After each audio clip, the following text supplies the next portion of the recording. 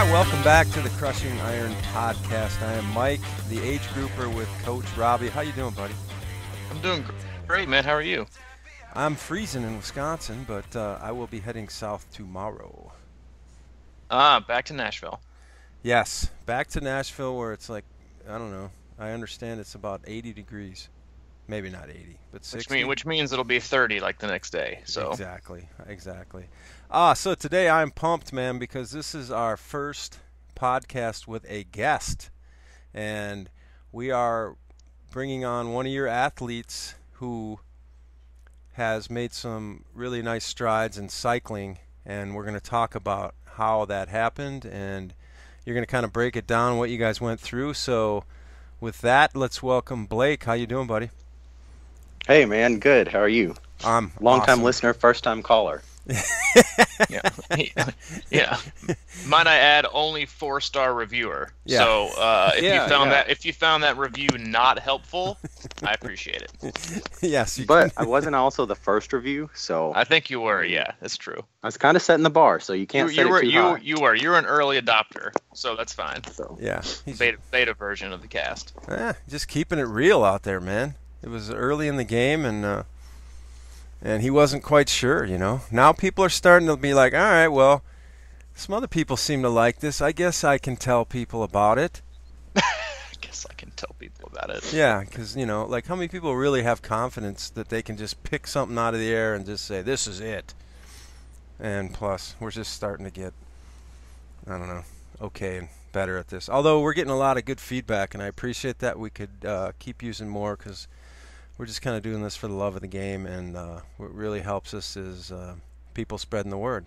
So, with that out of the way, let's get into it, man. Blaik, you want to kind of go back through that little thing you were telling me about? Like, you guys started working together about a year ago, I understand, and at what state, what kind of shape were you in? What was going on at that time, Blaik?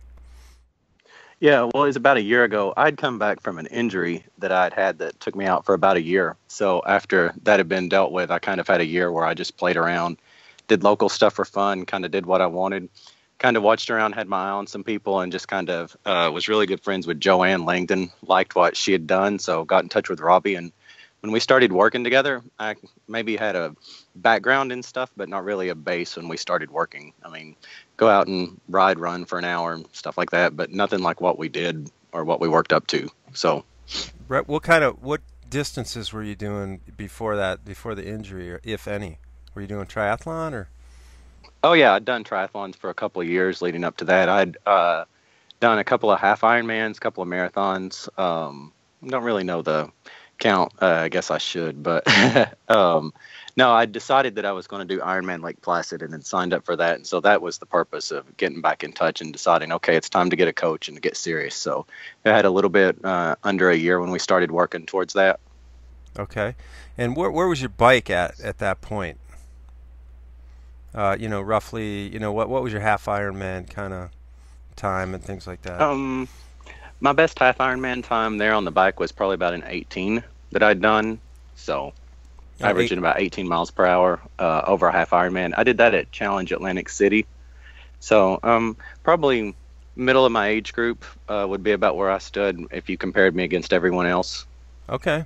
And then, all right, so then you got a hold of Robbie, and then Robbie, what was your take? He said you had about 6 or 7 months until Lake Placid. Is that how? Yeah. We Blaik called, and he put me through like a 2 or 3 week interview process. And so we probably didn't start actually working together until February. No.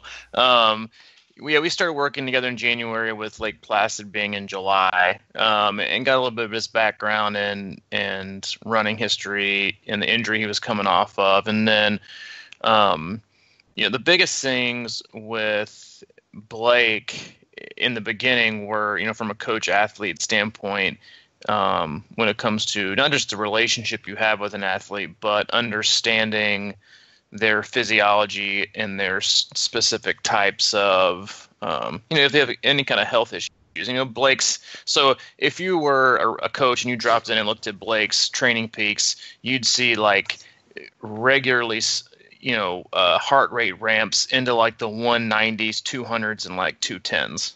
Like Blaik had to talk a little bit about your kind of about your health and your heart rate and those kind of issues before we get really kind of into the cycling dynamic of it. Well, I don't think I've ever hit in the 200s on the heart rate, but I get up there. I think it's pretty close. You've a few times, yeah. Yeah, I think I've maxed out like around a 190. I can just run a high heart rate, but normally, gosh, you put me on the spot there with that. I don't really know what to say. I don't know. It's something that's been looked at and addressed, and so I'm okay from a physiological standpoint. I just have a higher heart rate resting than what most people do that do the things that we do. So probably I run a resting heart rate around like 76. Most people that do the conditioning that I do probably around high 40s, low 50s maybe. So I don't know. It doesn't seem to bother me, so it's never been an issue. I mentioned it to Robbie one time. I was like, I don't want you to freak out or anything if you see this pop up. But yeah, I can hit it up there in the high numbers and hold it for a while. So we'll see how long that goes on, though. So, yeah, Blaik's big thing was he had done a lot of group training. He had done a lot of just kind of gone out and just ridden. Nothing really structured. Not a ton of indoor trainer work. It had I think previously, like a year or two before he took a year off, had a coach that was real big on the high cadence trend, like the Lance Armstrong cadence, and so Blaik's natural cadence is more, I think, in like the 70s range. So it was more about putting him on a structure, getting him to fall in love with the trainer, which was kind of a forced love, and really working on just structure, skill, which is high RPM work and low RPM work, muscular force stuff, which is tons of big gear work, which you're both familiar with, muscular endurance work, which is incorporating some of that muscular force work into your longer rides of 2 hours, getting in the beginning, doing more big gear, just consistently addressing the ability for your muscles to produce constant force on the pedals without being fatigued. Okay.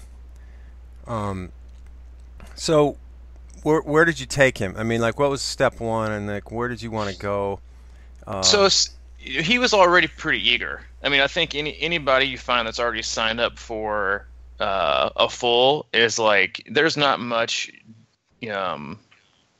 pushing and prodding that you have to do with an athlete like that.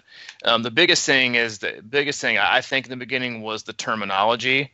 Blaik, I don't know if you'll agree with that, but that was probably the biggest barrier in the beginning was just terminology and what is this, and Blaik is also one of those guys that, so tell me, after the first few weeks, he's like, tell me why, and then after that he's like, I'm just going to do it and I'm not going to ask questions anymore.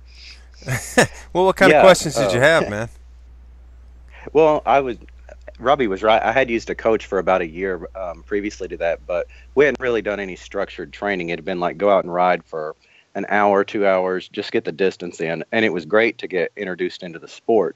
But then whenever I had signed up for Ironman Lake Placid and decided to start shopping around, I had looked at other coaches and how they had done things, and the fit just wasn't right. And like he had mentioned about the one coach that had riding at extremely high cadences, and from my background that I'd come from, I just wasn't able to do it, and it just wasn't the right fit. But when we started, in the beginning it was questions about why are we doing this? What's the structure? What's the purpose about that? But I didn't really have any big questions that kind of questioned the program that we were following. It was just more of what's the purpose of this? And then when I understood it, I was able to do it better maybe. The trainer, falling in love with that, it happened pretty quick. It happened quicker than the treadmill, that's for sure. But the trainer rides I actually like, and throughout the training, I've actually enjoyed them. I've seen a lot of progress that's come through them, but it's been really nice because usually with the structure, especially training for the Ironman, I was able to do like 1 or 2 trainer rides and then have 1 or 2 outside rides, and one of those was a shop ride with a group of guys. So it kept in the variety, so I was able to really focus in each of those bike sessions on the trainer and work on the things that we were supposed to be working on, instead of it kind of just getting monotonous and boring and like, okay, right, we're just doing this just to get it done. So Yeah. That was how I approached it, and that's kind of how I still look at it when I get on the bike, because I see my biggest improvements there, so that's what I enjoy. And I don't think of myself as a cyclist at all, so I think this whole thing is kind of funny, being asked questions about my cycling. So thanks for the confidence booster. Hey, anytime, man, anytime. Well, it sounds like, Yeah. I mean, we'll get into where you ended up, but Robbie, what was your overall game plan then? I mean, he was going into Lake Placid, so I assume it was kind of a, I mean, big gear kind of hill. Yep, yeah, we did, and we started that pretty early. And I mean, and we also he did Rev3 Knoxville, Oh, and my man. and yeah, your favorite, yeah, no, he's the one who got you preferential treatment in the transition area. Oh, that's right. Oh, Man, Yeah. I thanks a lot, buddy. I mean, Yeah, You're welcome. yeah, I don't You're not- remember doing that, but you're welcome. yeah, yeah. and Hey, I'm not I quite. do what I mean, I can for both of you. I'm kind of a big deal there, so I'm not really sure I needed your help, but I appreciate it. Yeah, well, that race is gone now, so I know, be glad that you did it. I know. Well, I mean, I did it 4 years in a row, so it's kind of a sad situation for me. But anyway, so he did Rev 3. Got Yeah, the nice. so my biggest thing with anybody who's got an Ironman is to do my best to get them to put it in the back of their mind, and not make it their forefront of their focus. Because a lot of times you can get lost in a race that's could be 8, 9, 10 months away. And so, while we were still working on a lot of big gear stuff for the hills there, we're also working on threshold stuff to raise his, anaerobic threshold. We were working on consistency and really just trying to sneak in as much volume as I could. One of the big things that I kind of do with my athletes and Blaik, the more and more the season kind of came into kind of its peak in July, he had, and I think this is partly due to just the time of year when it gets really, really nice to get outside, but also he had started to improve so much on the bike that he just wanted to ride. And so there comes a point in time with a lot of athletes, at least on the bike, to where I try to be as flexible as possible with, can I ride longer? Can I ride longer? Can I ride longer? I would say probably 9 times out of 10, the answer is yes. If you want to put an extra 10 or 15 miles, go for it. Let's make sure we're not going to crush yourself the next day, but let's do our best to make sure that, you're enjoying it. If you want to ride more, ride more. If he ever said, which has never happened and probably will never happen, can I run longer? I would have had to have said, probably no, but he really enjoyed. I think it was, I think from what I recall, he started to get a lot of his friends on his group rides.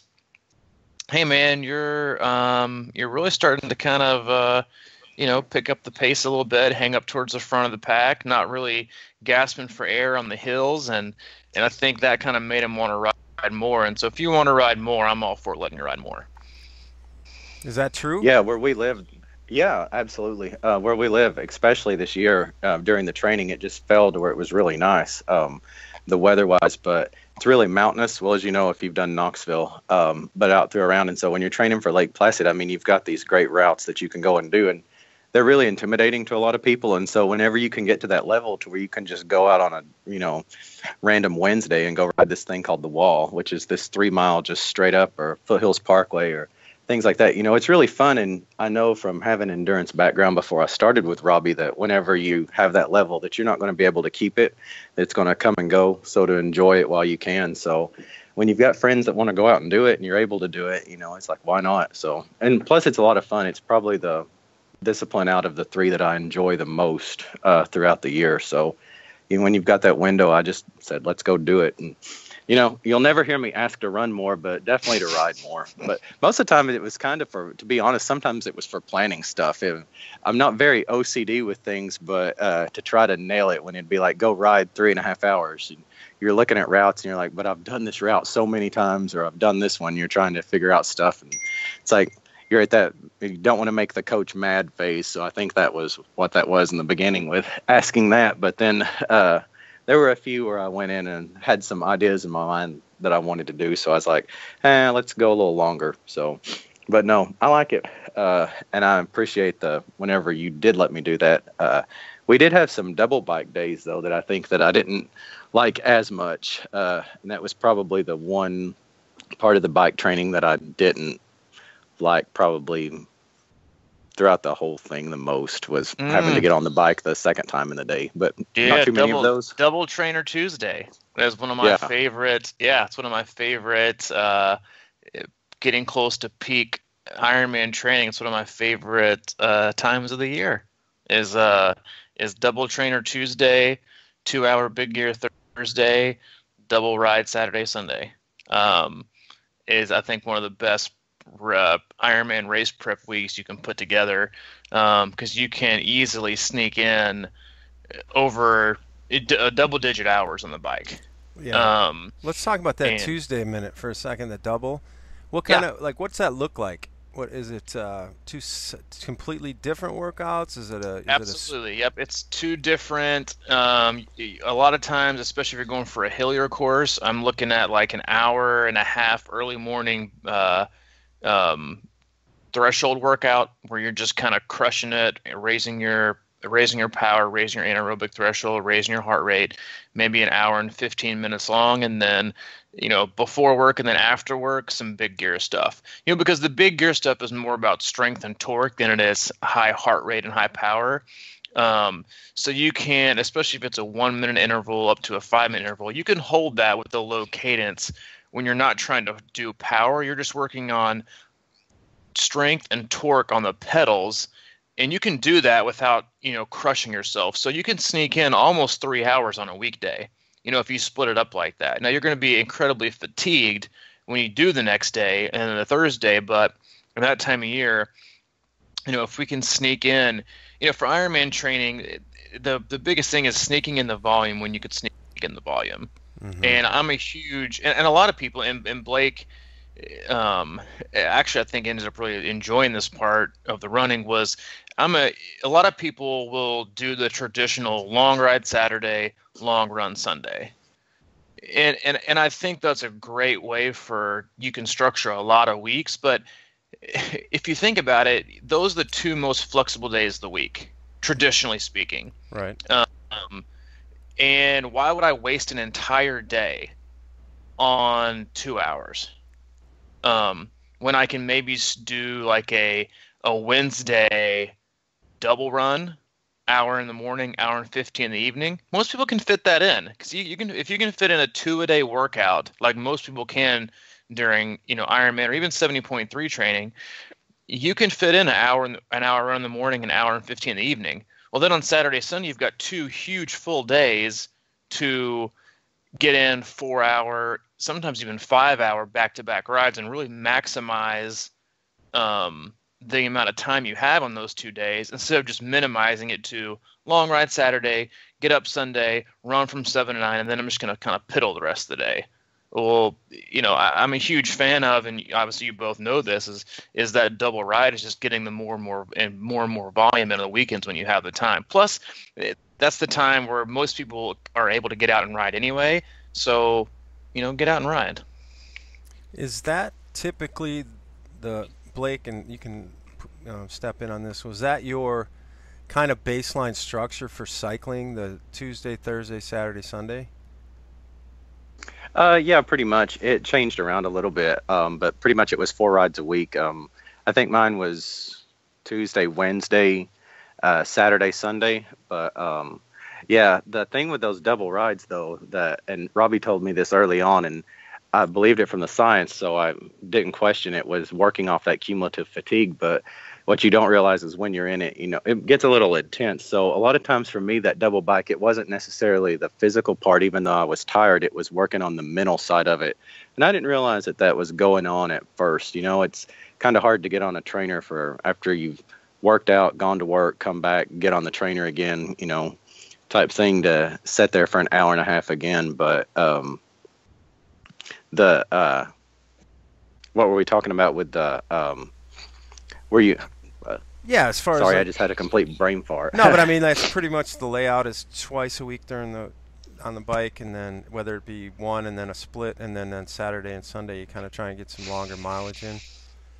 Yeah, that was pretty much what we did the whole time. So do you think that trainer getting in love with the trainer early on is what was the driving force behind you becoming better at whatever you call that mountain hill, the 3 mile, or climbing in general? The wall. Yeah, the wall. Just climbing in general. Yeah, it felt like that we were working from beginning with the trainer doing the big gear sessions, that I was being prepared for climbing, so that I knew that when we were working in the winter months and it was just limited to indoors, that I was really afraid of my background in cycling. I didn't feel confident enough to be tackling what I was about to tackle. So that was why I worked really hard in the beginning and didn't really question it, but just kind of went with it. But yeah, I knew that it would pay off, and it did start paying off whenever I was able to get outside and we were riding in group rides, and I was starting to see myself move up in the pack, or just be able to conquer routes a little bit easier than I had before. So,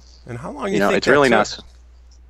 How long do you think that took? How many, how long on the trainer? Is it a couple months that you put in some hard work and then you went outside and it became noticeable? I would say 3 months. Okay. Probably, wouldn't you, Robbie? Yeah, I would say, and it's really hard to translate, indoor cycling into outdoor cycling, because the miles per hour on the indoor trainer are totally useless. News bulletin, if you go by that and you're listening, stop, because it's not accurate. The biggest differences we saw with Blaik, and I think he noticed them too in the beginning, the first maybe 8 to 12 weeks on the trainer, was he would keep the same gear in his hard workouts, and he would notice his RP was lower, and his heart rate was lower. Because for the first January, February, March, we went just pretty much straight on an RP scale. Okay. And after every workout, I just had him tell me on a scale of 1 to 10 on a rate of perceived exertion, how hard was that? And he'd just drop in RP3, RP4, RP9, RP10.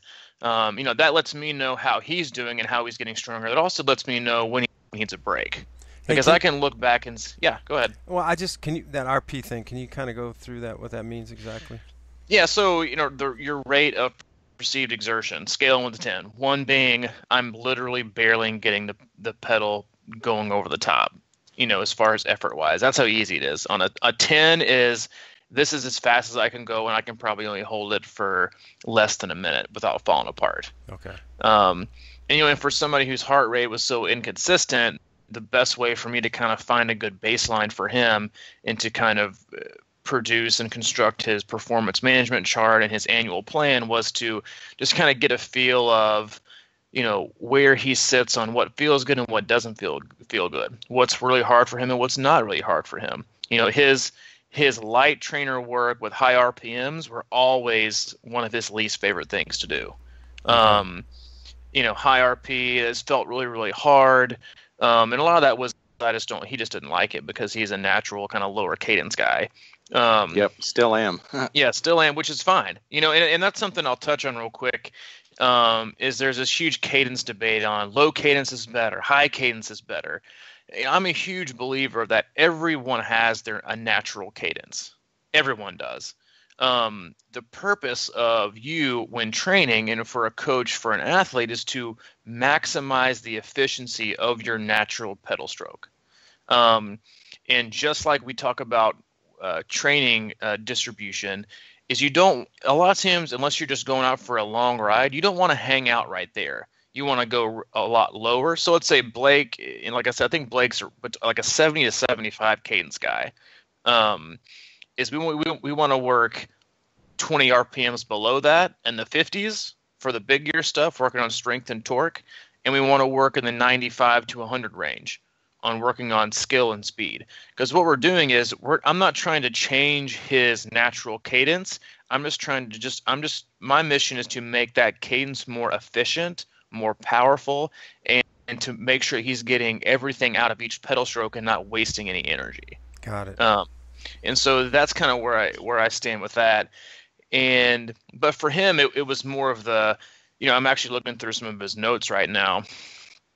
Back in like February, March, which is kind of when he was trying to kind of make his first, kind of turn, was, his RP was like, man, look, cadence was cadence was harder, heart rate was lower. It's RP 3 and 4 instead of RP 5.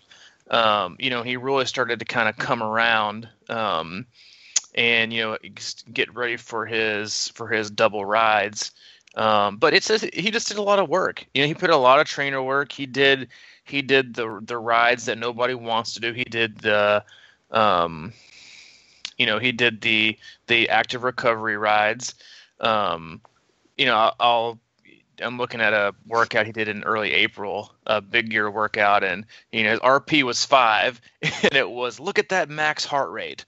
His max heart rate was a quote unquote only a 166. So for him, that's like a 1. That's pretty good. Yeah, that's like a 1. So if you're listening out there, most people can barely get to like 180, 185, on their bikes, and they consider like endurance probably like 135 to 145. Well, 166 for a max for him is like your endurance level. So that's a good example of him kind of coming around, January, February. Yeah, so about a little over 3 months. It was like he was sleeping almost.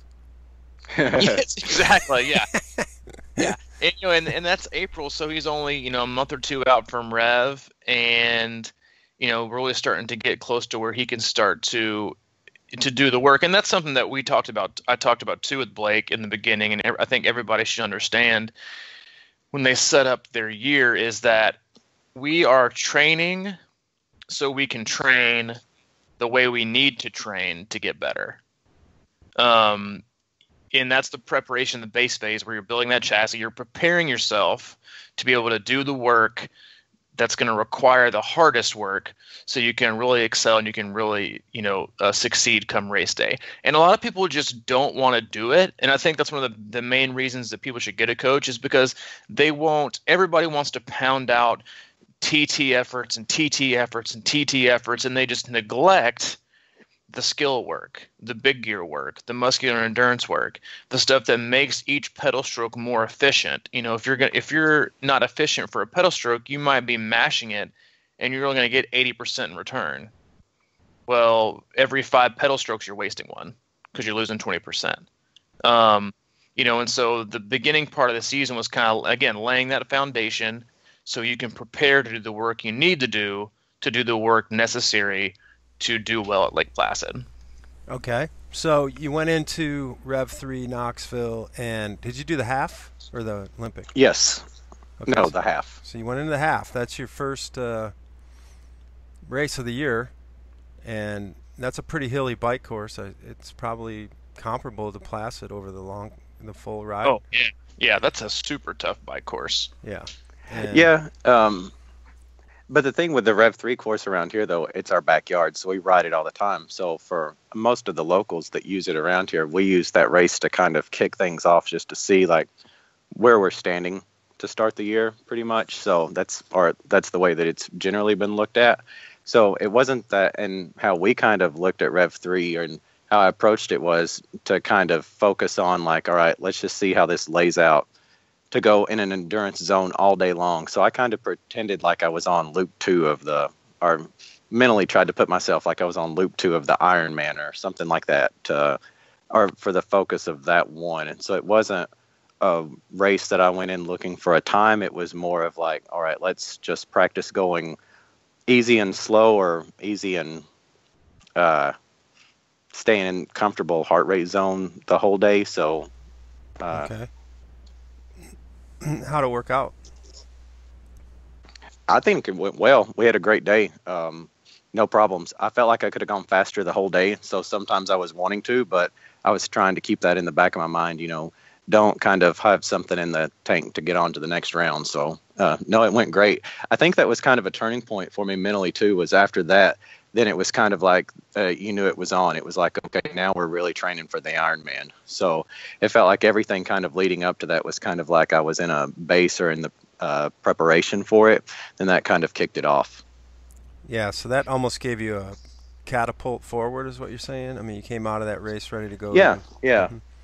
Yeah, since it wasn't a race for time, it was just a kind of see how things went. Once that was done, then it felt like, all right, now we're really doing this. So were you still in your normal, you said 18-mile-an-hour range, but it just felt easier? Is that kind of how that worked out, or do you remember? No, that one. Well, it was a little bit slower than that because of just the nature of the bike course there. But no, I had probably my slowest race result there at that 70.3, but I had my best race, if that makes sense. I had a plan of what to do for each discipline, and I think I nailed it through the swim, bike, and the run. Didn't eat up too much time in transitions. So, no, it was one of those to where you can look at the overall results and your race isn't in the numbers. It's in the preparation and in the execution of the actual event. Yeah. So that's what that was for me. It was a step towards Lake Placid. It really wasn't a race. Yeah. I got you. Yeah. All right, so where'd you guys go from there? Man, after that, I mean, he touched on it, and I think that's something that a lot of people get lost on are PRs, because PRs are relative. Mm-hmm. I think a lot of people, I have what I consider my best performance at a race, which might not be a PR, because if you take Atlantic City, which the only hill there is, I think, a speed bump, versus the terrain you're going to have at Rev, it's a totally different monster as far as elevation and what you're gonna do. So time isn't really as relative. We wanted to focus on the execution, because an Ironman is about execution. Mm-hmm. It's about who can slow down the least, and it's about the biggest thing with Blaik is, and with a lot of athletes, is making sure they stay patient. And I told him, I said, listen, if you feel like you have plenty left in the tank after that, then I'm fine. I'm more than happy if you have more left in the tank than if you blow your load and you have to walk the entire half marathon. And that was that. And so he executed it perfectly. He had more left in the tank. I had other athletes that were racing there, and they kept texting me, Blaik's on the run course, just smiling away, smiling and smiling. And normally I would get pissed because I'm thinking, why the heck isn't he trying hard? But that wasn't the purpose. The purpose was to execute and practice patience. Because I think a lot of people, when they use a half Ironman as what they call a training race for an Ironman, they don't even get the gist of what a practice is, because you're going so much harder and for so much less time that it really can't replicate it unless you're actually trying to replicate the effort level, the patience, the hydration, and execute everything. And after that, we only had about 2 months to go till Lake Placid, and so we just kept it. We just kept this pretty much the same layout. We had a couple big 36-hour stints, which I'm that I'm a huge fan of fitting in, close to full Ironman distance in a 36-hour span. But I think for Blaik, the biggest thing was the long ride that he did, I believe in June. I think maybe it's probably 6 weeks out from Lake Placid, and he kind of had the same thing, which was, it kind of came up as a surprise. Yeah. And so I'll let Blaik tell you a little bit about that and kind of how the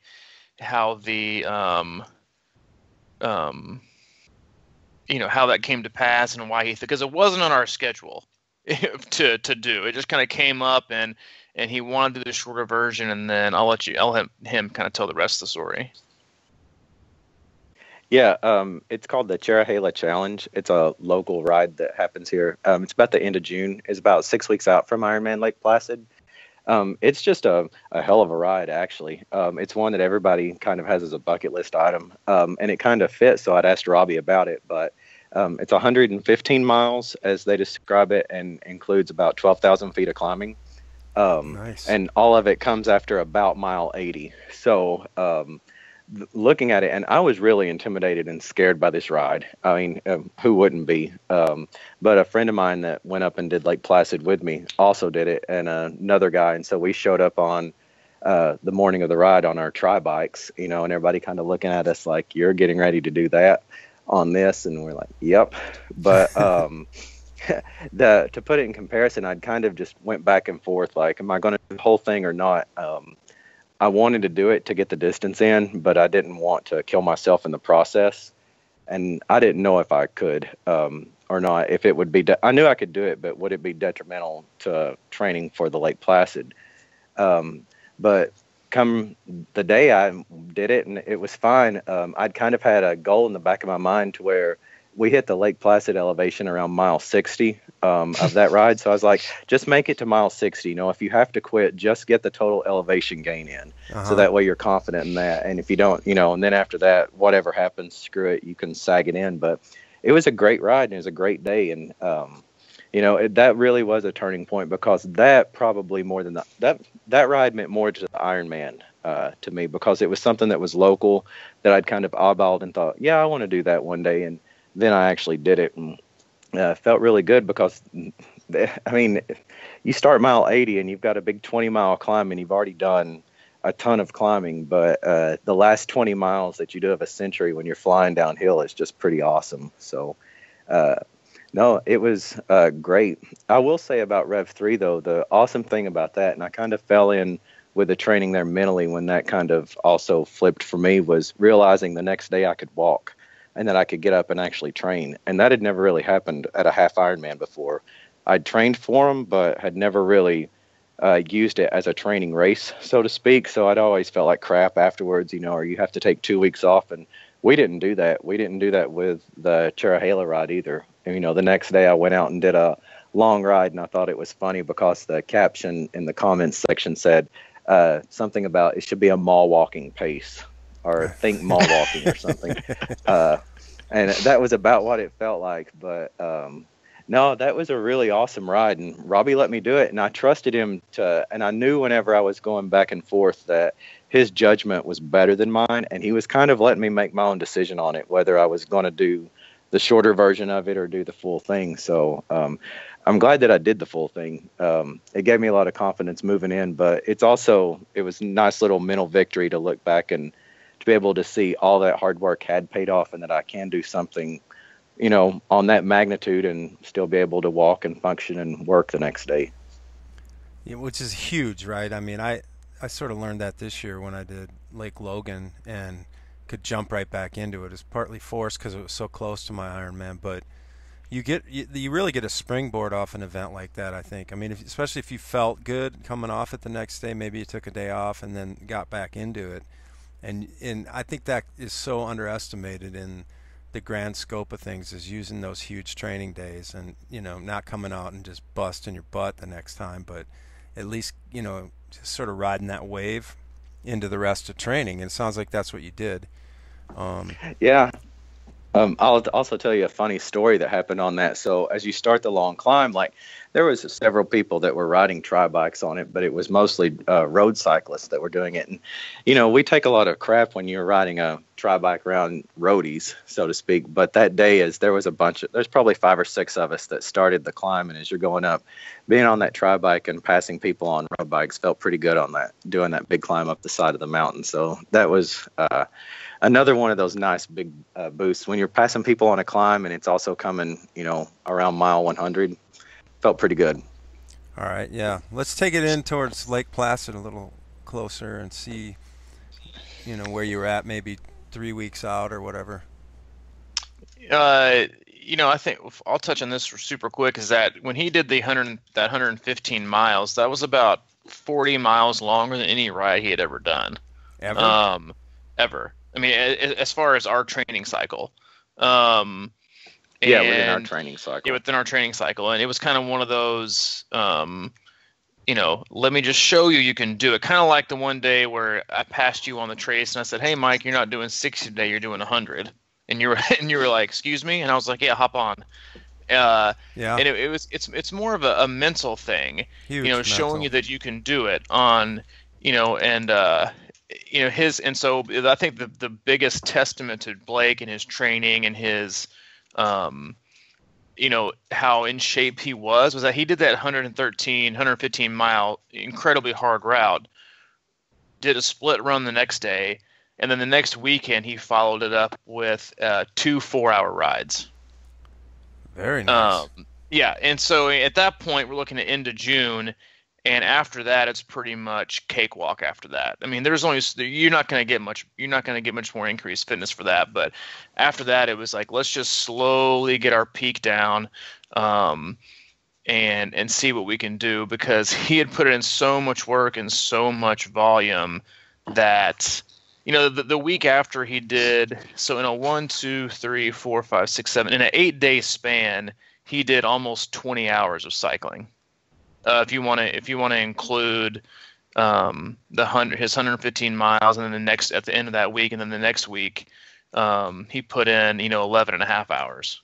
And that was kind of his last major week before we tapered down.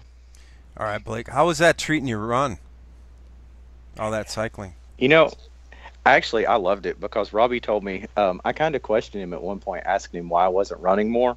And it wasn't from I'm asking because it's a bad thing. I actually enjoyed it because I'm not a fan of it. Uh-huh. But whenever you're seeing other people do it and you're kind of watching, you kind of see them doing more. And that doesn't really play with me a lot, but it kind of had started. And he said, don't worry about it. We're doing a lot of big gear biking, and that's going to compensate for the run. And it really did. All the runs that we did were very slow, and they were very boring, but that's what got the job done. So I'm not going to complain. Mm-hmm. Yeah, people always told Blaik he wasn't running enough and he was swimming too much. I was swimming too much and not running enough. Wow. I mean, I think that's the big question, right? For me, it's the more I learn about this stuff, and Robbie, you and I have we beat this all over the place, but if if you can't get out of the swim and bike ready to run, it doesn't matter how good a runner you are, And I think that all that cycling, I mean, how can that not be good for your run? I mean, if you're trying to be, if you're talking about being super fast on the run, that's a whole different story. But if you're just trying to run the marathon at a decent clip, that cycling has to transfer in a big way. Yeah, and my goal for Lake Placid, I wanted to finish and I wanted to do well. I didn't have, specific time goals for each discipline.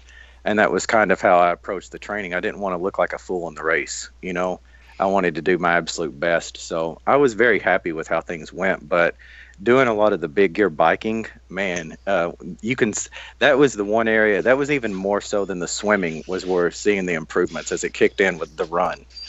Oh, really? Yeah. So the big gear biking, you felt like transferred over to the run perfectly? Yeah, I mean, the longest that we ran was probably, I'm thinking it wasn't more than 2 hours for a long run, correct? No, yeah, not continuous. Was 2 hours was the longest continuous run you had. Yeah, and I knew how to run a marathon, and I knew how, like I said earlier, when you're dealing with that cumulative fatigue and it just kind of sets in, I was able to cope with that a lot better on the runs. And even though I was running slow as crap, it still wasn't as painful as it had been in the past, and I was able to hold form, not fall apart. So, and it kind of always felt like, all right, you're training for the last half of this run in this race, because that's ultimately where it's all going to come together or fall apart.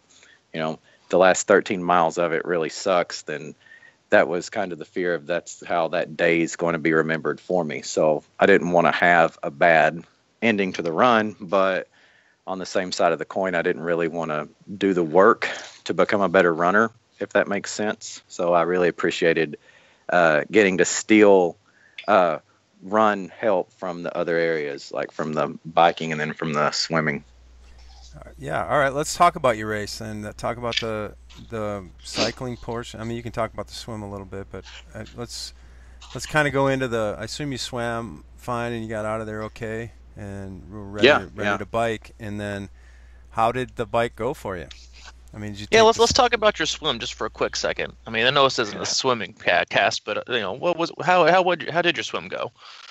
My swim went really well. My swim beat even my own expectations for the swim. So I swam a 1:16 for Lake Placid, double loop swim. So we did wear wetsuits. And that was your first Ironman, right? Yeah, first Ironman. So went off I was probably within the water within probably 20 seconds of whenever the age grouper started. So I was right up pretty close. In the mix the whole time, and I actually love the open water swimming aspect of triathlon.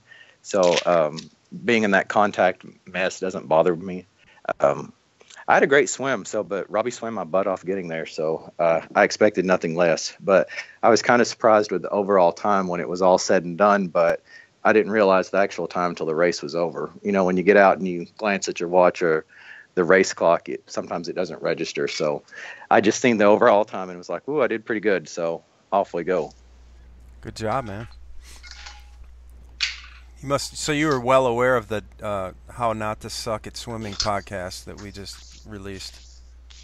Yeah, he had sent me that article a couple of times throughout the training cycle, so I was pretty well versed with that one. I actually sent that one on to a couple of people who needed it. Yeah, exactly. You know, it's just one of those things. Like people, it's their first Iron. Whether we touched on it, even your first Ironman, there's no reason you shouldn't be under 120. It's not that hard. And onto the bike, out of that good swim, smiling, ready to go. Yeah, you know, Placid's kind of known for its bike course. Everybody always complains about Mama Bear, Papa Bear, Baby Bear, and then the big long Wilmington climb that puts you back up into Placid. But it's 2-loop bike course. It went well. I mean, I felt that I was really prepared going into it. It was kind of cold that morning, so Robbie had given me this really good advice about stuffing grocery bags down the bike jersey and then discarding them at the first aid station. So that was a really good tip that I'd got. That got me through the big descent. Immediately you start out with about a 6-mile descent called the King Descent that everybody loves. It's kind of crazy. Then after that, you just start climbing. And so I just thought back to all the work that we had done, actually, you know, all those hours of sitting there on the trainer, you know, going those 50 RPMs or whatever, hitting those heart rate targets. It went fine. There was really the only thing that happened throughout the whole day was near the end of the bike. On the second loop, it got hot and really windy. So I started using more of my nutrition and had to start supplementing from what Ironman had on course. And I don't know if that was what caused it, but I started getting cramps in my quads. But it didn't happen until actually I was off the bike and going into transition. But there wasn't really, I mean, I finished that bike and I felt good. I kind of wish that I could have pushed more as I was getting off. Thought I could have went a little bit, but you know, that's hindsight. I would have rather been looking back going, I wished I would have went harder on the first lap than looking back and going, man, I wished I would have went easier. So, I figured you can't ask for anything more than that. Yeah, so you paced it out pretty solid, you think, through the race. And then did you ride harder the second lap? Or try to, you know, effort-wise? Yeah, but you had to ride harder the second lap because we had a lot of wind. The first lap there wasn't any, and the second lap we hit it, and it was just like there was the heat and the wind. It didn't get as hot as other races get, so I'm not going to complain about that, but the wind did suck. And the only thing that you can't really prepare for until race day is dealing with the crowds. So, yeah, I thought that I paced well dealing with the crowds there. Then, you know, that's something that you just kind of, you're either going to be blessed or not when it happens. So everything worked out well. I couldn't complain. Mm-hmm. So you're happy with the ride and got off the bike solid for the run? Yeah. Well, not solid. I was cramping up.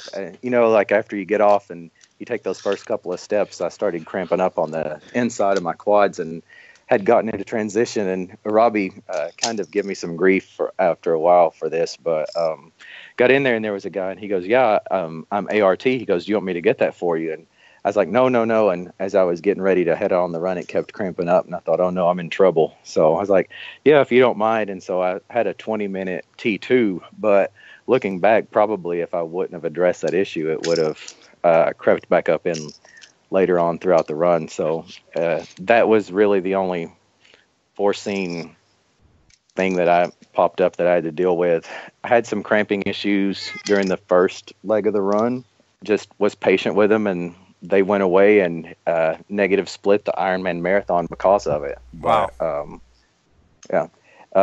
Now, overall, the one thing that I would say, though, is everybody complains about the Placid bike course, but what they need to complain about is the run course, because it's an extremely hilly run course.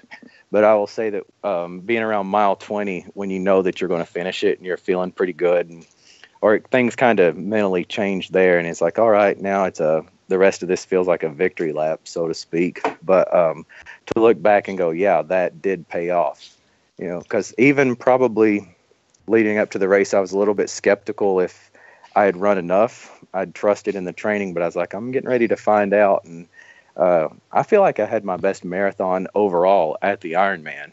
It definitely wasn't the best time-wise, but definitely performance-wise. And to be able to say that I feel like I had my best marathon at an Ironman, I mean, it's pretty cool. Wow. I guess so, man. Negative splitting an Ironman. I haven't talked to many people who've done that. That's pretty impressive. I mean, well, all you have to do is cramp up a lot in the first half. Oh, okay. And then just not give up. Oh, there's the technique. The secret is out. The secret is out. All right, so let's kind of wrap it up here. And like in general, Blaik, what were a couple of things that you think were the key to your cycling success over this? Don't be afraid of hard work. Put in the time and kind of give yourself some little checkpoints along the way to be able to evaluate and look and see for yourself if things are coming and going. Like for me, it was with climbing and group rides that I saw that. Yeah. Okay. Cool. Robbie, you got anything to add to that? Yeah, just consistency. Big gear and consistency, and putting in the work in the beginning of the year so you can do the work later in the year. Don't neglect the stuff that's not going to get you any likes on Strava, because you're not going to set any records. You're just doing skill work and required work. So when the time really comes, you can, have the durability. You can negative split. The last half of the Lake Placid marathon. And I think the biggest thing is that hill work is your friend. And that goes for everything. Hills help you with hills and flats. Flats only help you with flats. But flats aren't really as exciting, or flats are more exciting because you can get a higher miles per hour and you can do more mileage. But give me 40 miles with tons of climbing versus 60 miles in flat any day of the week. Yeah, I hear you. And it sounds like Hayden may have something to say. Yeah, dude, Hayden is not happy right now, man. He is teething like he's in the other room. He's got his first 2 teeth popping in, and he is not a happy camper. He just got home from daycare, so he's I'm gonna put him on the trainer and do a little big gear ride and see what happens. Yeah, and I guess one thing that I would say about cycling that I felt like really helped me this year going into Wisconsin was that even though I do spend a lot of time on flats, and it's kind of like I have a situation, as you know, Robbie, it's sort of a old airport, and it's a loop, it's a mile loop, so I get to treat it like almost like a outdoor trainer in the sense I don't have any interruptions, it's flat, and I can kind of deal with my RPMs and kind of other things like that, and with the wind and the heat and the whole 9 yards. But the one thing, because I know that we didn't talk about it, but I'm sure it was in your workouts, Blaik, was that it was in the warm-up parts usually, or the early parts of your trainer rides, is that one leg drill. And it's declipping and using one leg for, I think it's usually like 45 seconds. Well, I used to this year I kind of took that to a whole nother level where I would ride entire like half miles or a little bit more on one leg, switch to the other leg, and then do a loop with 2 legs. And I just kept doing that a lot. And I really felt like that helped with my stroke efficiency. Nothing like I wasn't cranking or killing it. I was just kind of just pushing it. And it's amazing how after you do a couple one-leg drills and then put both feet back in the clips, how much easier pedaling feels, because your motion is dialed in with that whole stroke. So, and I think that's a huge technique for, that maybe gets underutilized or just kind of thrown away a little bit. But other than that, I think it's been great, guys. I got to wrap it up because I got to get going. But anything else? Anybody want to say? Shout out? No, I think we touched on it all, and I'm gonna go try to help out with Hayden's incoming teeth and see how that works out. All right, Blaik, it's been a pleasure. I really appreciate it. Yeah, thanks for having me on. Yeah, you've set the standard for guests to come. Yeah. All right. I think you've earned the 5th star, so we'll see. It's about time. Dear God, go back and edit that thing. Don't be afraid. Yeah, go back and make a change. And we appreciate anybody else who give us reviews, and we will get back with you soon. I guess this will be our next podcast. Monday. Will be next Monday. So thanks for listening. As always, happy training, and contact Happy New us. Year. Happy New Year, yeah. Yeah, Crushing we'll Iron. We'll talk to you in 2017. Yep. CrushingIron@gmail.com if you have any suggestions for upcoming episodes or thoughts or anything. We're ready to answer. All right, be good, everyone. See you, man.